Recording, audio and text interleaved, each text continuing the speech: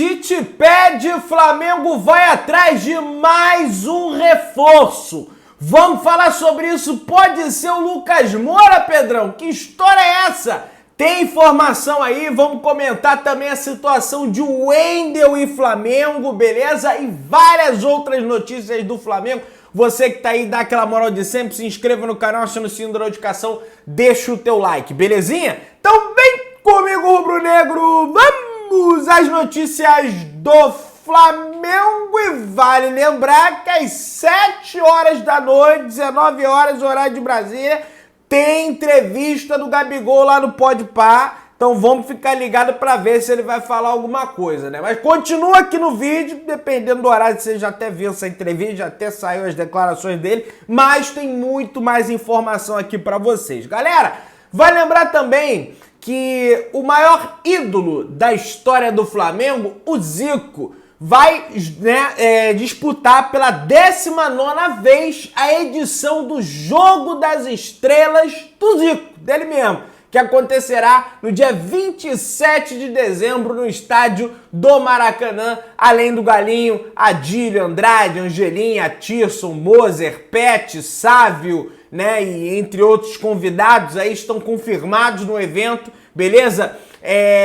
O filho do Zico, o Júnior Coimbra, que é quem organiza o evento, já informou que foram vendidos 15 mil ingressos. A expectativa é que durante a semana mais nomes sejam divulgados. No ano passado até o De Arrascaeta participou da festa e protagonizou aquela bela caneta no Carlos Alberto. Todo mundo ficou zoando ele, brincando, ele ficou meio irritado, meio estressado, né? Teve até uma situação lá com o paparazzo, o Gabriel, mas tá tudo certo, enfim. E acho até que esse ano o Carlos Alberto não vai participar da brincadeira e que também gera, né, doações ali, não é, enfim, é uma brincadeira que gera coisas bacanas aí. Então, o Zico promovendo mais um ano aí o Jogo das Estrelas. Isso é a maioria dos torcedores que vai nesse jogo são rubro-negros, mas qualquer um pode ir no jogo, tá? Pessoal, é o seguinte, o Flamengo fechou o ano de 2023 com lucro de bilheteria superior aos 60 milhões de reais apenas nas competições nacionais. Foram 24 jogos como mandante entre Brasileirão e Copa do Brasil e apenas 2 foram fora do Maracanã, né? O Flamengo teve um jogo contra a equipe do Atlético Paranaense em Cariacica, o Flamengo perdeu por 3-0. E o Flamengo teve um outro jogo também em Brasília contra o Santos. O Flamengo perdeu por 2-1. Então, 60 milhões de lucro como mandante, com uma média de público de 59.287 pessoas por jogo. Uma média de público absurda que o Flamengo teve aí nesse ano de 2023, apesar dos títulos, né, que não chegaram para o Flamengo. O Flamengo teve uma margem de lucro bizarra aí com a bilheteria. Muita gente foi ver o jogo do Flamengo no Maracanã. Vale lembrar que teve um jogo da Copa do Brasil na final, o Flamengo teve um lucro de R$ 28.904.052,03, né? Foi algo assim. O lucro aqui, ó, na Copa do Brasil, o Flamengo teve o lucro final de 28, o lucro final, juntando todos os jogos como mandante, mas só contra o São Paulo, né, foi uns 20 e tantos milhões aí, um negócio realmente absurdo. O lucro que a gente fala, tem a questão, é a receita bruta, né, porque tem que se pagar. O Maracanã também, o Maracanã, ele não se paga sozinho, né. Vamos avançando aqui. Tem a matéria na íntegra lá no ge.globo para você conferir todas as informações, beleza? Vamos lá então, pessoal. O negócio é o seguinte, galera. Flamengo fechou a temporada de 2023 com 125 gols marcados, tá? O Pedro foi o artilheiro disparadamente, né? Detalhe para os 3 jogadores que passaram dos 10 gols no ano. O Pedro fez 35, o Gabriel fez 20 gols, o De Arrascaeta fez 11, o Bruno Henrique fez 7, o Everton, Cebolinha e o Gerson fizeram 6, enfim, outros atletas fizeram. O Gabigol fez 20, mas se você pegar os gols no Campeonato Brasileiro, no Brasileirão, o Gabigol só fez 5 gols. Então, uma média muito abaixo para quem costuma fazer mais gols. no Campeonato Brasileiro, né? Como vinha fazendo, como fez em 19, como fez em 21, acho que em 20, em 21, 22, enfim, fazer 5 gols só no Brasileirão, então realmente é uma situação aí bem ruim. Então vamos avançando aí, pessoal. Ó, Gerson é destaque no Brasileirão 2023, figurando entre 3 rankings de melhores atuações. O volante é o 4º jogador com mais assistências somando ao longo de 32 jogos. Além disso, ocupa a 5ª posição em mais chances claras criadas, com 12. E a 8ª em passes decisivos, totalizando 61. Cara, o Gerson, o meu problema com o Gerson, cara, com a bola é um jogador fantástico, é um jogador que acha um passe, é um jogador que acha um lançamento, é um jogador que faz uma jogada diferente pro time, né? Sobretudo jogadas ofensivas realmente o Gerson faz. Só que sem a bola é um jogador às vezes que se desconecta da partida, sabe? Não dá tudo de si. Tem jogo que vai, tem jogo que não vai. É uma situação realmente que não dá para entender. Ele precisa de um técnico ali o tempo inteiro. Vamos, Gerson, vamos correr, vamos para a marcação, porque é jogador de meio de campo. Ah, joga aberto na ponta, joga de segundo volante, joga de não sei o quê. Tem que voltar para marcar. Futebol hoje, até o atacante, ele tem que fazer aquela pressão lá na frente. Nem pra, vai roubar a bola ali, mas é pra segurar o máximo de tempo, pra demorar, pro adversário demorar o máximo de tempo sair jogando pra você justamente não gerar uma sobrecarga defensivamente falando. Então os atacantes, os pontas, tem que estar o tempo todo ali correndo na marcação, justamente para não sobrecarregar na defesa, né? Já tentar matar esse ataque do adversário lá na frente. Se não for possível, pelo menos já deu uma quebrada ali, pelo menos no gás do adversário, os volantes, e os laterais, e os pontas voltam, e os zagueiros entram para jogo. Pelo menos eu enxergo o futebol dessa maneira. Futebol hoje é igual ao basquete. Todo mundo ataca, todo mundo marca. Tem aqueles que marcam melhor? Tem. Tem aqueles que atacam melhor? Tem. Mas todo é um sistema de jogo. Ah, tomou o gol, foi culpa do zagueiro, foi culpa do goleiro. Não, de repente foi culpa do ponta que não acompanhou o lateral do outro time, o ponta do... Tem isso. Vamos lá. Otávio, que é zagueiro que foi revelado nas categorias de base do Flamengo, o Otávio Milani, que aliás participou daquele histórico jogo Flamengo e Palmeiras. O Flamengo estava com jogador de 15 anos em campo, 16 anos dentro do campo, né? E o Flamengo conseguiu empatar o jogo por 1-1. O De Arrascaeta estava no jogo, o time do Flamengo estava todo doente, né? Com aquelas situações que estavam acontecendo. E o Otávio jogou essa partida lá na casa do Palmeiras, né? O Flamengo empatou em 1-1 com o Palmeiras. E ele tá jogando, ele defende a equipe do Famalicão, lá em Portugal. E segundo informações, tá? O Sporting Lisboa, tá? Ele tá no radar do Sporting Lisboa de Portugal. O Flamengo vendeu 80% do passe do Otávio, permanece com 20%. Dessa forma, a ocasião, a transação rendeu 500 mil euros, 2 milhões e 600 mil reais ao Flamengo à época. De acordo com o jornal português A Bola, o defensor de 21 anos entrou na mira do Sporting. O Flamengo tem 20% dos direitos econômicos. Se o Famalicão vender para o Sporting, vai pingar uma grana no Flamengo. Ainda tem a situação no mecanismo de solidariedade financeira, né? Porque o Flamengo é clube formador, formou o Otávio como jogador de futebol, então ainda tem essa situação também, beleza? Galera, Fernando Serrano, informação dele, alvo do Flamengo, Gonzalo Montiel, o argentino, lateral de 26 anos do Sevilha, emprestado ao Nottingham Forest, deve ter o empréstimo encerrado.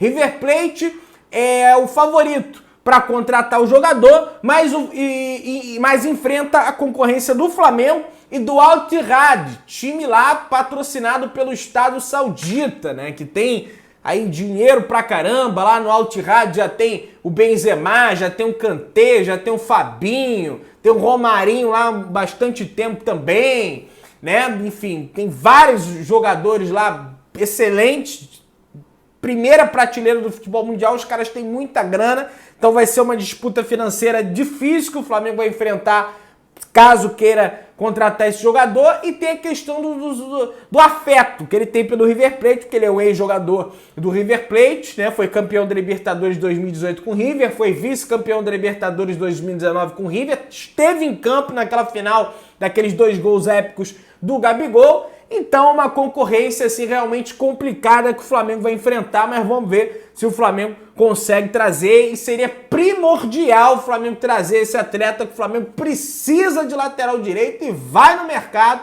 buscar lateral direito. E aí, rapaz, a Letícia Marques com o Thiago Lima publicaram uma matéria aqui falando o seguinte: Tite enxerga carência e Flamengo inclui ponta direita entre as posições para reforços em 2024. Técnico não vê Everton Ribeiro na função e entende que, se renovar, vai concorrer com De Arrascaeta. Ou seja, o Tite, ele enxerga o Everton Ribeiro muito mais como um meia, para fazer um papel ali no meio de campo, de articulador de jogo, de armador de jogo, não ali como meia direita, que é aquele meia que corta para dentro, que arma jogo também. E por que eu acho que o Tite tem essa avaliação? Porque o cara que joga do lado direito é aquilo que eu falei com vocês. Ele tem que voltar para recompor. Ele tem que fazer essa pressão ali na frente para segurar o ataque do adversário ali, para os caras perderem tempo, sabe? Quando o zagueiro fica rodando bola para um lado, rodando bola para o outro e não consegue quebrar a primeira linha de marcação. Uma das funções do ponta e do atacante, ou do meia direita e do meia esquerda, é justamente fazer com que a defesa do adversário perca tempo. Segura os caras aí um pouco, quebrou essa primeira linha, recompõe, os pontas voltam para ajudar o lateral, para proteger o lateral, porque o lateral não pode ficar exposto, porque o time adversário de repente está atacando na ponta com o lateral e com ponta direita. Então como é que um jogador vai dar conta de 2 jogadores? O ponta tem que recompor. E o Everton Ribeiro, ele tá numa idade que ele não consegue mais ir para frente, atacar, recuar, recompor. Antes ele conseguia. Ah, mas com Jorge Jesus, meu amigo, fazem 4 anos, vão fazer 4 anos. Na verdade, 5 anos que o Everton Ribeiro jogava com o Jorge Jesus recompondo. 5 anos é muita coisa, ainda mais para Everton Ribeiro. Everton Ribeiro, só para confirmar a idade dele aqui, tá? Só pro pessoal, Pedro, Everton Ribeiro tem 34. Dia 10 de abril ele completa 35. O cara, meu irmão, é difícil, cara, se fazer essa questão de marcação, ainda mais no Brasil, que tem um calendário que é jogo atrás de jogo, são viagens continentais. Você tem no Brasil e na América do Sul, porque ainda tem a Copa Libertadores da América. Então é muito compreensível que o Tite, olha, vamos buscar aí um ponta direita para fazer essa função. Aí tá aqui. Depois do decepcionante 2000, é melhor deixar o Everton Ribeiro pelo meio, que aí ele marca, também é verdade, mas não precisa ficar fazendo essa correria toda. Depois do decepcionante 2023, o Flamengo se prepara para entrar no último ano da gestão Rodolfo Landim com promessa de altíssimos investimentos no mercado. As posições a serem reforçadas foram definidas inicialmente pela diretoria. Lateral direita e esquerda, a gente já comentou, volante, zaga, meia, só que agora o Tite quer mais um. Ou seja, eram 1, 2, 3, 4, 5, né? O Tite quer 6, com mais esse, na verdade já eram 6, porque o Tite quer 2 zagueiros, agora são 7. Podendo ir a 8, aí, dependendo das demandas também, mas quer mais um jogador para a ponta direita. O Tite enxerga essa carência, né? Ele teve 12 jogos, para isso que serviu, esses 12 jogos que ele teve para enxergar carências no elenco, para conhecer os jogadores, e hoje ele enxerga o Everton Ribeiro como um concorrente, né?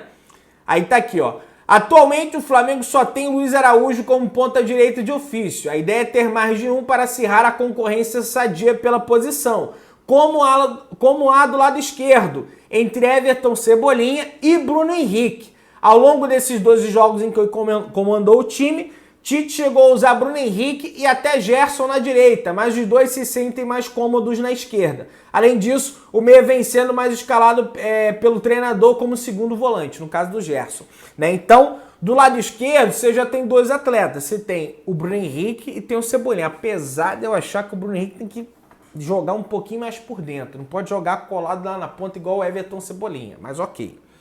Do lado direito, você tem o Everton Ribeiro, você tem o Luiz Araújo. Mas o Everton Ribeiro, ele quer botar o Everton Ribeiro para concorrer com o De Arrascaeta, pelo meio. E o Luiz Araújo não tem ali. Pode ser o Matheus Gonçalves, Pedrão. Pode ser, né? Vamos ver aí, né? Se ele se adapta ali, se ele joga pelo lado direito, cortando pro meio, ele é canhotinho, né? Pode ser. Só que o Tite quer ver o jogador treinando com ele. Já viu lá no Bragantino. Quer ver treinando com ele. Vamos lá. E aí, já se fala, né, na possibilidade, aí o Gabriel até bota aqui, ó, exatamente a posição do Lucas Moura, de São Paulo, que é empresariado pelo Júnior Pedroso, mesmo empresário do Gabigol, que ainda não renovou com São Paulo. Lucas Moura pode ficar livre no mercado, né, após o dia 31 de dezembro, se o Lucas não renovar com São Paulo, o Lucas está livre no mercado. Mas será que o Lucas Moura, quantos anos? Muito bom jogador, mas tem 31 anos, né? É um jogador mais jovem que o Everton Ribeiro, completa 32 no dia 13 de agosto de 2024. Será que ele pode ser esse jogador? Será que ele vai recompor? Ou vai querer só atacar também? Tem que ver isso também, porque o Tite ele se preocupa demais com essa parte do time sem a bola, com essa parte de recompor ali pelo lado, tá? Vamos ver qual vai ser a decisão do técnico do Flamengo, do Marcos Braz, da diretoria, enfim, vamos ver o que vai acontecer em relação a isso, mas mais essa contratação que o Flamengo deseja. Pedrão, você tá inventando, tá aí, matéria GE. Globo, tá? Da Letícia Marques e do Thiago Lima, não tem nada que inventar aqui. Vamos falar agora sobre o Wendel, meus amigos. Pois é, volta à tona aí a questão do Wendel, a gente já comentou sobre isso também, mas tem novas atualizações. O Wendel hoje, através das redes sociais, publicou uma foto em que o amigo dele estava com a camisa, estava com a camisa do Flamengo, né? E aí ele faz assim, ó o homem aí, não sei o quê, e ele com a camisa do Flamengo, aí a torcida do Flamengo já começa todo aquele movimento, vem pro Flamengo, Wendel, não sei o quê. Muita gente já não tem paciência com isso. Pô, Pedrão, o cara nunca vem pro Flamengo. O cara sempre fala que quer vir pro Flamengo, mas não veste a camisa do Flamengo, né? Na outra temporada ele prometeu que viria pro Flamengo. E aí o Gabriel trouxe até uma informação de que o Zenit estaria mais maleável nessa situação aí de ceder o jogador ao Flamengo, uma possível negociação do que na janela do meio do ano, e por isso que o Wendel teria dado essa declaração. Você já tem aí também a informação do Júlio Miguel Neto, ó, e até coletiva, olha só. Após a última partida do clube russo, o técnico do Zenit, Sergei Semak, disse que não podia garantir a permanência de Wendel após a janela de transferências. O jornalista Júlio Miguel Neto trouxe a informação que o volante voltou a entrar na mira do Flamengo. Com o interesse, deve acontecer uma reunião entre a diretoria rubro-negra e o staff do jogador para retomar as conversas no meio do ano. O grande empecilho é conseguir a liberação do clube russo e uma viagem à Europa para desenrolar a situação. Não está descartada, portanto, o Wendel volta à pauta do Flamengo junto com essa postagem nas redes sociais, começam aí a movimentar, enfim, vamos ver como é que vai ficar essa situação. O Flamengo que quer buscar um volante, tá, para o seu elenco. O De La Cruz é muito mais um meia.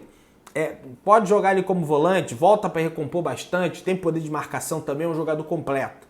Mas o Flamengo quer um volante também, e o Wendel é volante. Meu querido, e é volante que joga bola. Não é volante que só desarma, não, ele joga, sabe jogar. Se inscreva no canal, achando o sininho da notificação, deixa o teu like, tamo juntão, saudações rubro-negras.